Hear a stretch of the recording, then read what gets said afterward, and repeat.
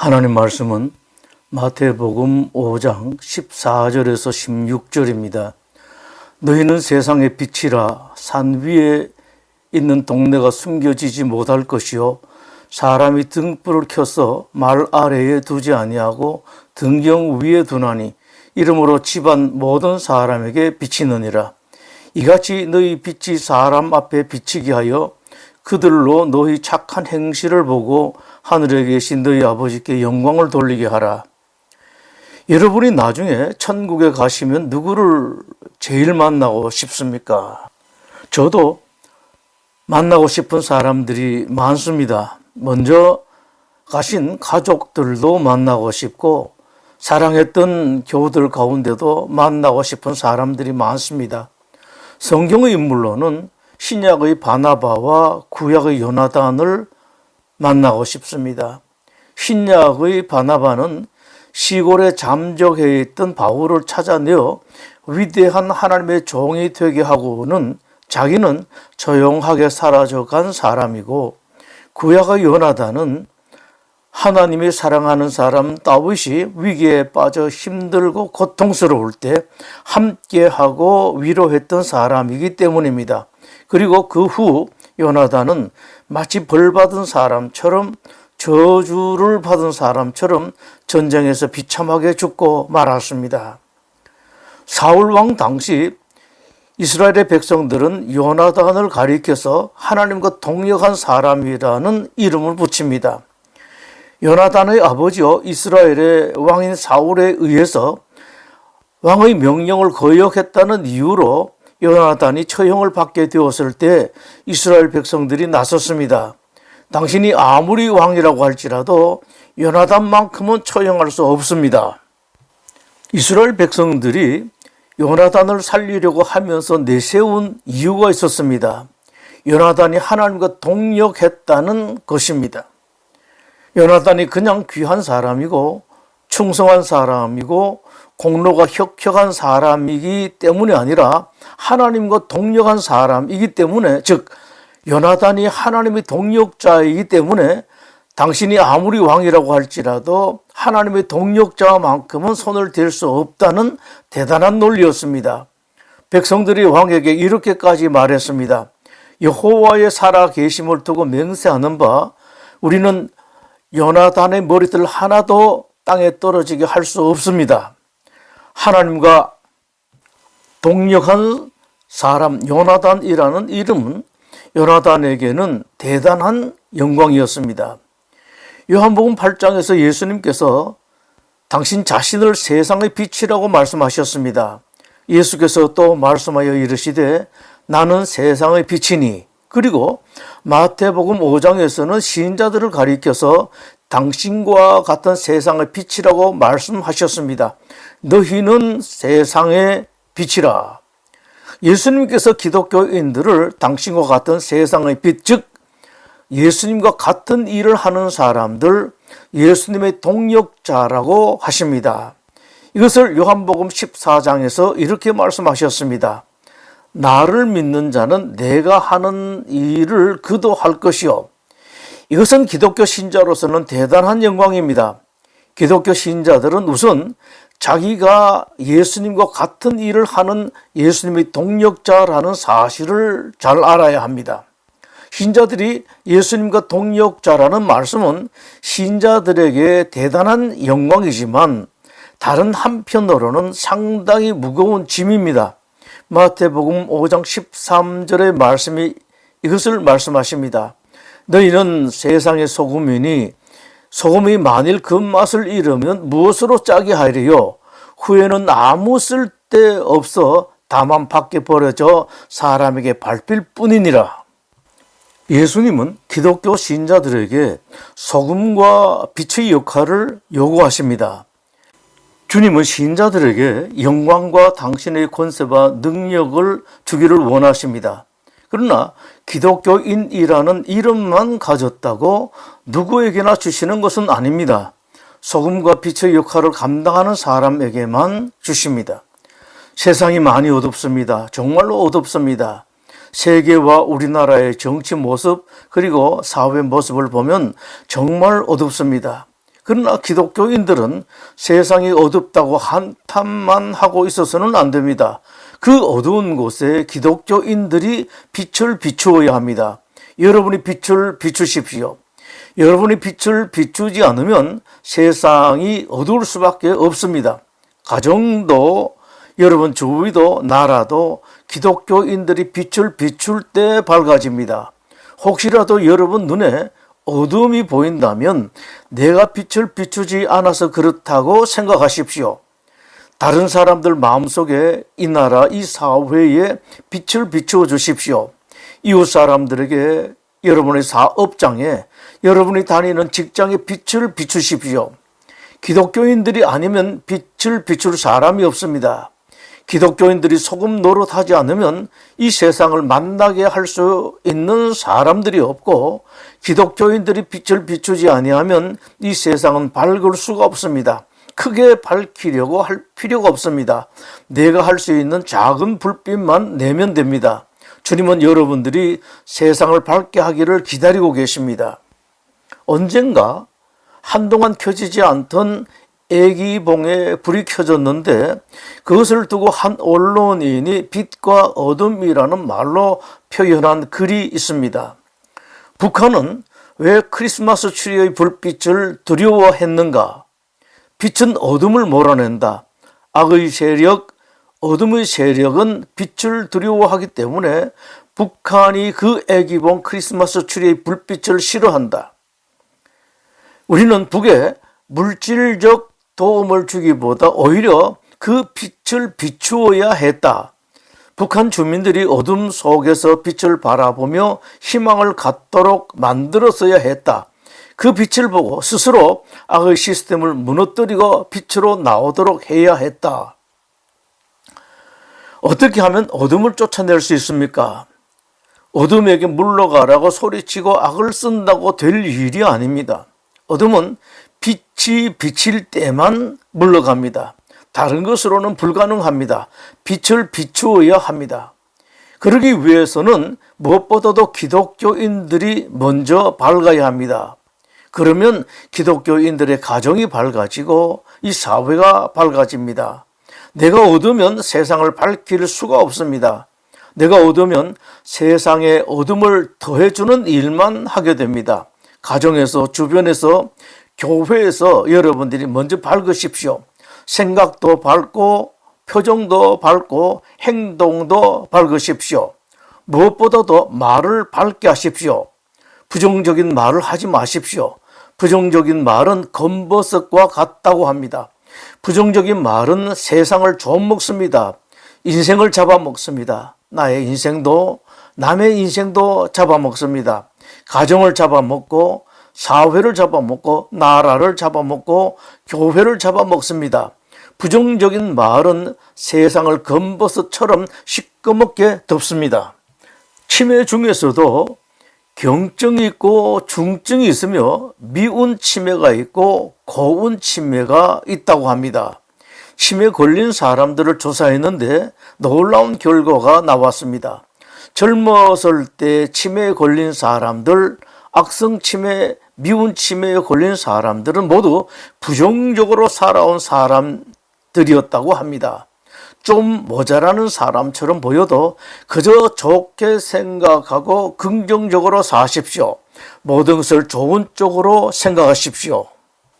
긍정적인 말을 많이 하십시오. 인정해 주시고 칭찬해 주시고 격려해 주십시오.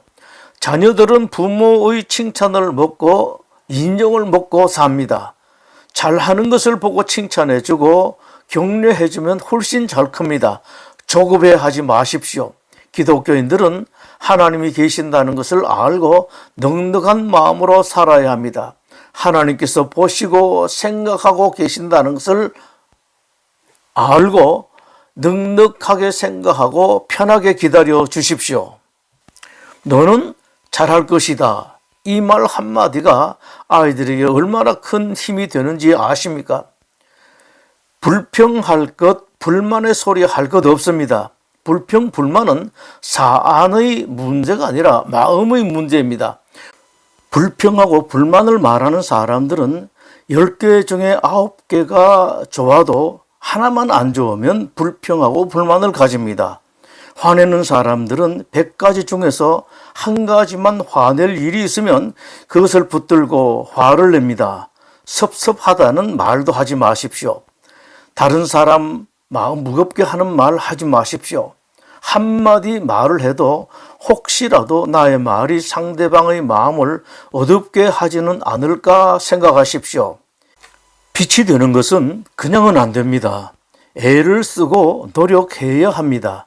이런 노력은 하지 않고 입만 가지고 하나님 저를 빛이 되게 해 주십시오 라는 것은 욕심입니다. 특히 기억할 것은 잠시 힘을 써서 빛을 비추었다고 잠시 밝혔다는 것으로는 가능하지 않습니다. 계속 노력해야 하고 계속 애를 써서 계속 밝아야 합니다.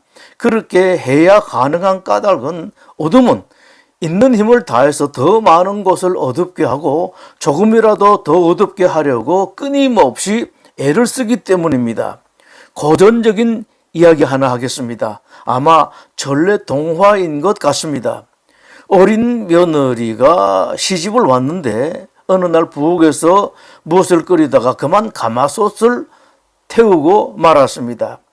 그 당시 가마솥은 무척이나 귀한 시대였습니다. 더구나 며느리가 태운 그 가마솥은 시어머니가 그토록 애지중지하던 곳이었습니다. 가마솥 때문에 식구들이 다 모였습니다. 시어머니가 먼저 말했습니다. 아이고 얘야, 어린 너에게 이런 일을 시켰으니 미안하다. 시아버지가 나섰습니다. 얘야, 내가 물을 적게 길어주어서 그렇게 되었다. 또 시동생은 형수님 제가 장작을 너무 많이 갖다 드려서 그랬습니다. 꾸며 만든 동화 같은 이야기라도 좋은 것은 세상이 너무 강팍하기 때문입니다. 조그만 틈만 보이면 물어 뜯으려고 눈에 쌍심지를 켜는 세상입니다. 틈이 안 보이면 없는 틈을 만들려고 합니다. 구약의 나봇이 그렇게 당했고 예수님이 또 스데반이 그런 사람들에게 당했습니다. 아합의 이름으로 편지들을 쓰고 그 인을 치고 봉하여 그의 성읍에서 나봇과 함께 사는 장로와 귀족들에게 보내니 그 편지 사연에 이르기를 금식을 선포하고 나봇을 백성 가운데 높이 앉힌 후에 불량자 2사람을 그의 앞에 마주 앉히고 그에게 대하여 증거하기를 내가 하나님과 왕을 저주하였다 하게 하고 곧 그를 끌고 나가서 돌로 쳐 죽이라 하였더라. 사람이 양보다 얼마나 더 귀하냐. 그러므로 안식일에 선을 행하는 것이 옳으니라 하시고 이에 그 사람에게 이르시되 손을 내밀라 하시니 그가 내밀매 다른 손과 같이 회복하여 성하더라. 바로 그 다음에 성경은 이렇게 기록하고 있습니다.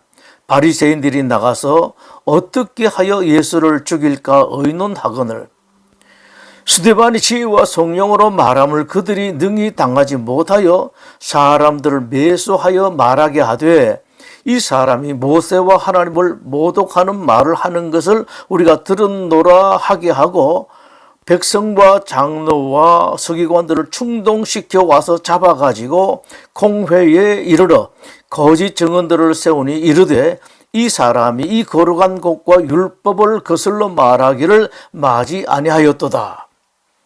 이것은 옛날이나 지금이나 마찬가지입니다. 세상은 항상 그렇습니다.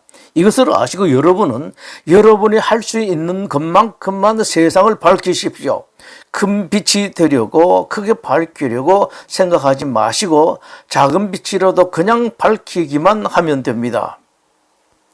어느 회사의 한 기독교인이 사장 비서로 일하게 되었습니다. 승진할 수 있는 좋은 기회였습니다. 문제는 사장이 자기를 찾는 전화가 오면 없다고 대답하라고 지시한 것입니다. 비서는 거짓말하는 것이 괴로워 죽을 것 같았습니다. 어느 날 사장에게 더 이상 비서 일을 못하겠다고 말했습니다. 비서실은 승진도 빠르고 좋은 자리라 모두가 선호하는 자리였는데 그는 할 수 없이 하급 부서에 밀려갔습니다. 그러다가 회사의 자금을 총괄할 책임자가 필요했습니다. 사장은 그 사람이 생각났습니다. 그렇지만 그 사람은 아직 경력과 경륜이 그 정도가 되지 못했습니다. 그럼에도 사장은 여러 반대 의견에도 불구하고 그 사람을 그 자리에 임명했습니다. 이탈리아를 여행하다 보면 회색 망토 같은 옷과 그 옷에 달린 후드를 뒤집어 쓰고 있는 사람들이 있습니다. 프란시스코회의 정복입니다. 이 정복이 생긴 특별한 유래가 있습니다. 어느 날 거의 벗은 한 사람이 프란시스코를 찾아와서 입을 옷을 달라고 부탁했습니다. 본래 옷이 많았지만 다 나눠주고 입고 있는 옷 한 벌밖에 없었던 프란시스코는 자기는 지금 입고 있는 이 옷 한 벌밖에 없다고 말했습니다. 프란시스코가 입고 있는 옷밖에 없다고 하자 그 사람이 말했답니다. 선생님이야 벗고 다니면 되지 않습니까? 나중에 그 사람이 토로하기를 자기 그 말은 프란시스코가 정말로 주는지 보려고 장난으로 한 말이었다고 했습니다. 그런데 프란시스코는 그 말에 속옷 하나만 남기고 나머지는 다 벗어주었다고 합니다.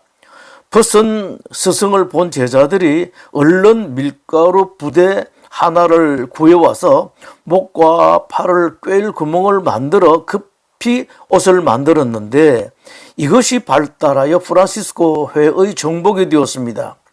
그때 프란시스코가 했던 그 일이 얼마나 바보같이 모자라는 짓입니까? 그러나 그 프란시스코가 세상을 얼마나 밝혔습니까? 사장 비서를 포기했던 그 그리스도인은 사장의 마음을 밝혀주었고 회사에 빛을 비추었습니다. 빛을 비추는 일이라면 모두 다 좋습니다만 복음의 빛을 비추는 것은 그 어떤 것보다 중요합니다. 못 먹는 사람 먹이고 벗은 사람 입히고 병든 사람 치료해주고 없어 공부 못하는 사람 공부하게 해주는 특히 그리스도를 전하는 것이 복음의 빛을 비추는 것입니다. 그러나 복음의 빛을 비추는 것은 힘듭니다. 그냥 힘드는 정도가 아니라 몹시 힘듭니다. 소금이 녹아 없어져야 짠맛을 내듯 빛도 자기의 무언가를 태워야 비출 수 있기 때문입니다. 내가 타지 않고 내가 빛을 비춘다? 그것은 불가능한 일이요 욕심입니다. 나를 태워야 하고 나를 포교해야 빛을 낼 수 있습니다. 나의 수고가 들어가야 합니다. 내 돈이 들어가야 합니다. 그 일을 하면 온갖 어려움이 닥칩니다. 갖은 오해도 억울한 일도 당합니다. 당대 최고봉을 달리던 바울이었습니다. 바울이 그때의 자기에 대해 이렇게 말했습니다. 나는 유대인으로 킬리기아 다소에서 났고 이 성에서 자라 가말리엘의 문화에서 우리 조상들의 율법의 엄한 교훈을 받았고 오늘 너희 모든 사람처럼 하나님께 대하여 열심히 있는 자라. 내가 이 돌을 박해하여 사람을 죽이기까지 하고 남녀를 결박하여 옥에 넘겼노니. 그러던 바울이 복음 전하는 사람이 된 후 아주 초라한 사람이 되었습니다. 내가 생각하건대 하나님이 사도인 우리를 죽이기로 작정된 자같이 끄트머리에 두셨으며 우리는 세계 곧 천사와 사람에게 구경거리가 되었노라. 기독교 신자가 가장 행복할 때가 언제일까요? 하나님의 사람들은 세상 사람들이 행복할 때와 다릅니다. 그리스도인들의 행복은 자기가 녹아서 소금의 역할을 할 때 자신을 태워서 그리스도의 빛을 비출 때입니다. 내 힘이 들어가고 내 돈이 들어가고 복음을 위해서 억울한 일을 당하고 말도 안 되는 오해를 받을 때 그때 그리스도인들은 진정 행복합니다. 그리스도인들은 인생 기계가 그렇게 만들어져 있기 때문입니다. 기도하겠습니다. 하나님, 우리 성도들이 진짜 행복을 찾는 사람, 진짜 행복을 찾는 길이 무엇인지를 알고 신앙하고 이 세상 살아가는 사람들이 되게 하여 주시옵소서. 예수님 이름으로 기도드립니다. 아멘.